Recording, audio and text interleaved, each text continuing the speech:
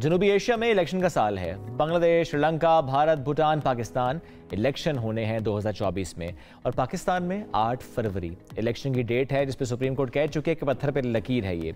अब ऐसे में ज़ाहिर है सियासी गहमा गहमी है, जोर पकड़ती जा रही है। टिकटों की तकसीम, इंतखाबी मुहिम के साथ साथ लेवल प्लेइंग फील्ड ना मिलने के नारे भी बुलंद हो रहे हैं। पिलडट की एक रिपोर्ट थी जिसमें कहा गया कि इंतखाबी अमल पर एक सवाल उठता है। जो जुमला था पिलडट की तरफ से वो ये था कि जिस तरह 2018 के इंतखाबात थे वैसे ही शफाफ इंतखाबात 2024 में होंगे। उन इंतखाबात पे RTS सिस्टम का बैठ जाना सवाल निशान तो उठा था, लेकिन ज़ाहिर है वो तो 8 फरवरी को चीज़ें सामने आएंगी। लेकिन उससे पहले जो माहौल बनता है उस माहौल में क्या नज़र आ रहा है, बहुत से इदारे हैं जो इससे मुतालिक बड़ी गहरी निगाह रखते हैं। फाफिन की बात कर लेते हैं, free and fair election network chairperson है मसरत कदीम साहिबा, आज साथ मौजूद। अस्सलाम वालेकुम जी, कैसे हैं आप? वालेकुम अस्सलाम। आप फाउंडर मेंबर भी हैं, कई बार चेयरपर्सन के मनसब पर भी रह चुके हैं फाफिन के साथ।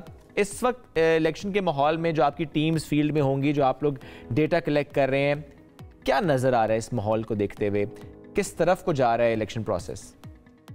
मैंने कहा this is a hard question, क्योंकि हम तो एक इलेक्शन ऑब्जर्वर ग्रुप हैं और हम सिस्टमेटिकली इंफॉर्मेशन को कलेक्ट करते हैं, फिर उसके प्रॉस कॉन्स को एनालाइज करते हैं और उसके बाद अपना लीगल और टेक्निकल जहाँ रिक्वायरमेंट होती है इनपुट भी देते हैं। और हमारी एक रिपोर्ट जो है उसका हमने प्लान किया होता है कि हमने प्री इलेक्शन रिपोर्ट कब और किस फ्रीक्वेंसी से देनी है और पोस्ट इलेक्शन। तो इस वक्त तो हम ज़ाहिर है कि पूरे पाकिस्तान में हमारे प्री इलेक्शन जो ऑब्ज़र्वर्स हैं वो मौजूद हैं और हमें हर जो कैंपेन चल रही है, जो ROs के नॉमिनेशन पेपर्स की सबमिशन की बात है, ये सब के ऊपर हमने अपनी एक ज़ाहिर है कि हमारी एक इनसाइट है, हमने इसके ऊपर नज़र रखी हुई है। और इलेक्शन दायरे कि हम इस तरह मोमेंटरली किसी चीज़ पे आपको रनिंग कमेंट्री नहीं दे सकते। ये बहुत अहम है क्योंकि ज़ाहिर है एक कमेंट जब आपकी तरफ से आएगा वो बड़ा एक उसके पीछे काम होता है, तो हम कोई भी ऐसी स्वीपिंग स्टेटमेंट तो चाहते भी नहीं कि हमारे प्लेटफॉर्म से जाए। बट ऑब्वियसली जो आपकी ऑब्जर्वेशन है, जिस तरह आपने पहले भी बताया कि ऑब्जर्वेशन है और वो उस रिपोर्ट आप लोग तैयार करते हैं, इनसाइट आप लोगों के पास होती है और वो रिपोर्ट आप आगे जो है वो शेयर भी कर रहे होते हैं जी। पिछले इलेक्शंस की बात की जाए, आपकी ऑब्जर्वेशन क्या है? पिछले इलेक्शन इन इलेक्शन से कितने मुख्तलिफ हैं? प्री इलेक्शन माहौल उस वक्त का और आज का मेरा ख्याल है ऑलमोस्ट द सेम है, पहले से कुछ नहीं कहा जा सकता। ओके। कुछ लोग जैसे अभी हमने RO के उसके जो नॉमिनेशन पेपर्स के हवाले से बहुत सी चीज़ें चल रही थी और आपने देखा कि काफ़ी लोगों ने ऑब्जेक्शन की कि नॉमिनेशन पेपर सबमिट नहीं करने दिए जा रहे, नॉमिनेशन पेपर्स नहीं दिए जा रहे हैं, ये सारा कुछ। लेकिन आपको मैं ये बता दूं कि जो सबसे ज़्यादा ह्यू एंड क्राई कर रहे थे कि नॉमिनेशन पेपर्स उस पार्टी के सबसे ज़्यादा कैंडिडेट्स कह लें जिन्होंने अपनी एफिलिएशन उस पार्टी के साथ जाहिर की है, वो उनके सबसे ज़्यादा नॉमिनेशन पेपर सबमिट हुए हैं। एक बात ये है। दूसरी बात यह है कि देखें इस वक्त तो नॉमिनेशन पेपर्स की जब हम बात करते हैं तो अभी तो किसी का कैंडिडेट तो किसी पार्टी ने कैंडिडेट तो 13 तारीख को वो फाइनल करेंगे पेपर, मतलब उनको अपना वो टिकट अलॉट करेंगे और उसके बाद वो कैंडिडेट बनेंगे। अभी तो कैंडिडेसी की बात ही नहीं हो सकती है।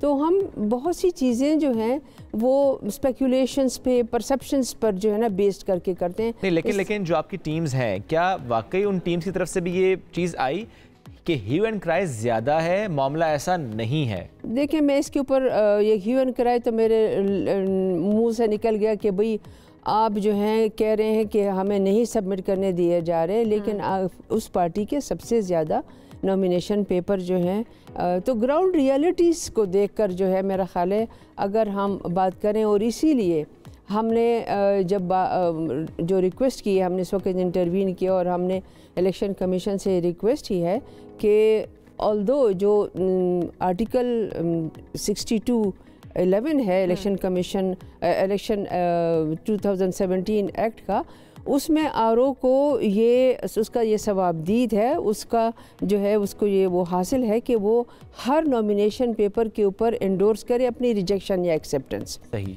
और फिर इलेक्शन एक्ट जो है 2017 में इसकी कोई प्रोविज़न नहीं है कि उस डिसीजन को शाया किया जाए, लेकिन फाफिन समझता है और हम बिलीव करते हैं कि जो 4(3) है एक्ट ऑफ 2017 का, जिसमें कि इलेक्शन कमीशन को एम्पावर किया गया है, बल्कि एक्सपेंडेड अथॉरिटी दी गई है कि वो कॉन्स्टिट्यूशन के अंदर रहते हुए जो अपनी ड्यूटी है कि इलेक्शन को फेयर, ऑनेस्ट और जस्ट करने के लिए विद इन द लॉ जो है वो उसको इकदाम करने चाहिए। जो मार्जिन तो हम ये बात कर रहे हैं। हाँ, अच्छा, जो अब इलेक्शन कमीशन को जैसे आप भी बता रही हैं कि उनके पास एक मार्जिन है कि वो चीज़ों को बेहतर कर सकते हैं। एग्जैक्टली, तो इस मरतबा क्या बेहतरी नज़र आ रही है आपको पहले से इंतजामात के, इंतजामी मामलात की अगर बात की जाए? तो इंतजामी मामलात में जो अभी तक हमें नज़र आ रहा है, इलेक्शन कमीशन मेरे ख्याल है काफ़ी प्रोएक्टिव कुछ स्टेप्स ले रहा है और वो खुशाइंद है।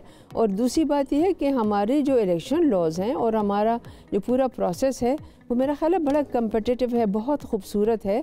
सिर्फ बात यह है कि इम्प्लीमेंटेशन जो है अगर उसी ट्रू स्पिरिट में हो जाए तो मेरा ख्याल है कि हम बड़ा उसके साथ कह सकते हैं फ़ख्र के साथ कि हमारे लॉज बहुत खूबसूरत हैं। हमारा जो पूरा प्रोसेस है उसको और ट्रांसपेरेंट बनाने के लिए इंफॉर्मेशन की शेयरिंग बहुत ज़रूरी है।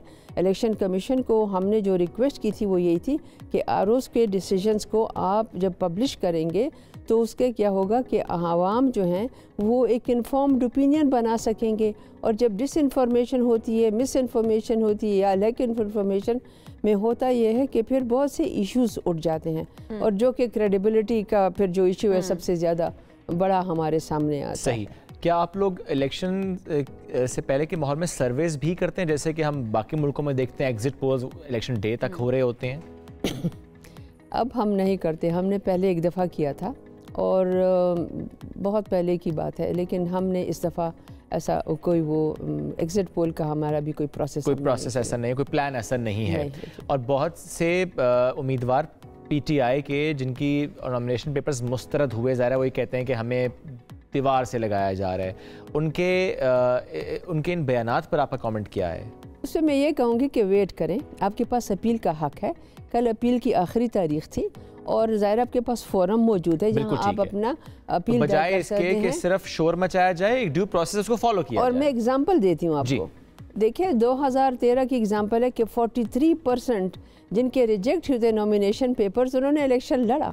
इसी तरह से 2018 में भी हुआ कि 1/3 लोग जिनके रिजेक्शन आई थी नॉमिनेशन पेपर्स की उन्होंने दिल दे अपनी लीगल बैटल लड़ें और लीगली केस को परस्यू करें। वो बहुत ज़रूरी है। प्रोसेस को फॉलो करें, जी, प्रोसेस इंतजार करें, क्योंकि इलेक्शन का जो है वो टाइम लाइन है, टाइम फ्रेम है, हर चीज़ के लिए आपको तारीख दी गई है, दिन मुकर्रर है। तो मेरा ख्याल है कि ज़ाहिर अगर एतराज़ात हैं भी तो शोर मचाने के बजाय लीगली अगर जाया जाए वो बड़ा मैटर करता है। मुस्तफा साहब बहुत शुक्रिया प्रोग्राम में ज्वाइन करने के लिए।